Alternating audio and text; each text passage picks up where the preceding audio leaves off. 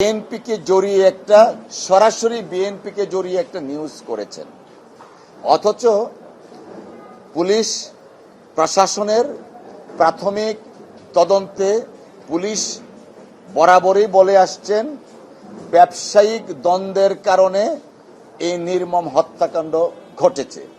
কিন্তু ওই যুগান্তর পত্রিকার ওই রিপোর্টে এসছে বিএনপির চাঁদাবাজির জন্য এই ঘটনা ঘটেছে।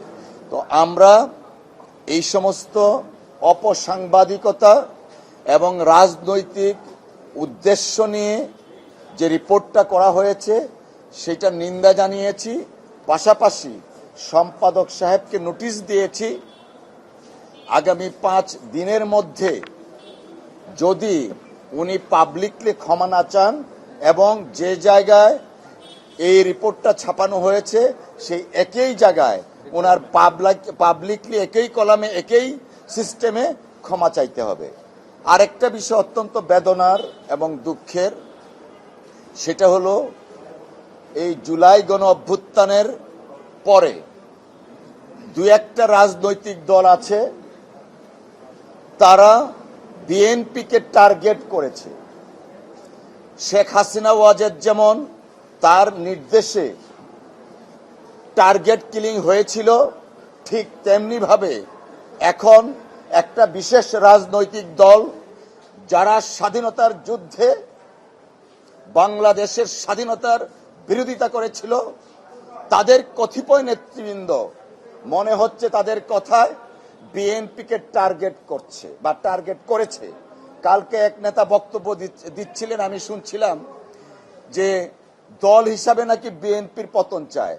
সেই নেতার এইটুকু কি মাথায় ঢুকলো না? বিএনপি পতন চান উনি দল হিসাবে, সরকারের পতন হতে পারে, রাজনৈতিক দলের পতন হয় কিভাবে?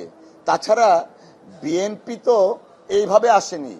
এই দেশের যিনি স্বাধীনতার সংগ্রামে মুক্তিযুদ্ধে যিনি স্বাধীনতার ঘোষণা দিয়ে দেশকে স্বাধীন করেছিলেন সেই নেতা শহীদ রাষ্ট্রপতি জিয়াউর রহমান সাহেবের প্রতিষ্ঠিত দল।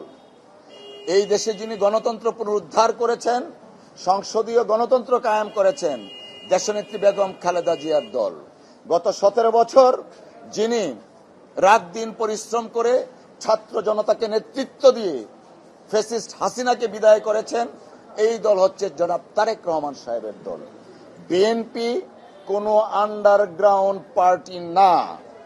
বিএনপির কোন নেতাকর্মী অন্য দলে বর্ণচূড়া হয়ে আশ্রয় নিয়ে তাদের স্বরূপ উন্মোচন করে না। অতএব আমি অত্যন্ত বিনয়ের সাথে বলবো, রাজনৈতিক সহনশীলতা এবং শিষ্টাচার বজায় রেখে যেন অন্যান্য রাজনৈতিক দল যারা পার্টিকুলারলি 1-2টা রাজনৈতিক দল যারা বিএনপিকে টার্গেট করে কথা বলছে তারা যেন এই সমস্ত কথা থেকে বিরত থাকেন।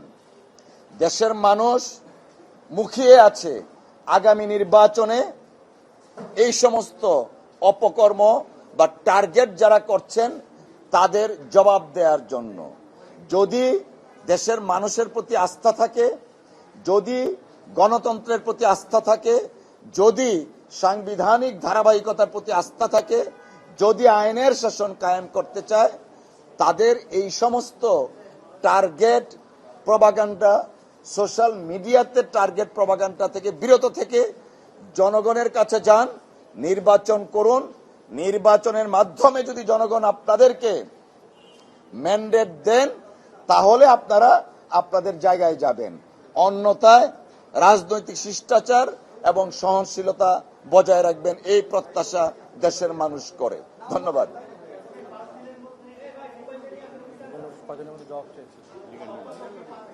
5 দিনের মধ্যে জবাব চেয়েছি। বিএনপির আইন বিষয়ক সম্পাদক 5 দিনের মধ্যে চেয়েছি। যদি উনি 5 দিনের মধ্যে আমাদের ডিমান্ড ফুলফিল না করেন ওনার বিরুদ্ধে ক্রিমিনাল এবং সিভিল লাইবিলিটিস অ্যাক্রিউ করবে এবং যথাযথ আইনগত পদক্ষেপ নেওয়া হবে। আমরা মনে করি এই বিএনপিকে যারা যে 2-1টা রাজনৈতিক দল যাদের ইতিহাস আছে স্বৈরাচার এরশাদের বৈধতা দেওয়ার জন্য 86 নির্বাচনে গিয়েছিল, তারা আজকে টার্গেট করেছে। এই সমস্ত কাজ থেকে বিরত থাকুন। এই নতুন এবং দ্বিতীয়বার স্বাধীনতার স্বাদ জনগণকে পেতে দিন, এই আহ্বান আমরা জানাচ্ছি। ধন্যবাদ।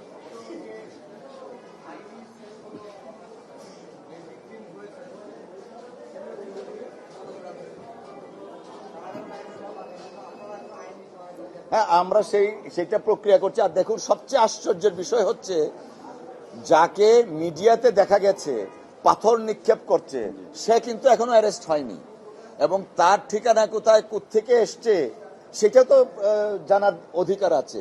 সে কেন এখন পর্যন্ত অ্যারেস্ট হয়নি? বুধবারের ঘটনা শুক্রবারে সারা দেশ আলোড়িত হয়ে গেছে। যে কারণেই বললাম, একটি বা দুইটি রাজনৈতিক দলের টার্গেট হয়েছে দেশনেত্রী বিএনপি রাজনৈতিক দল হিসাবে।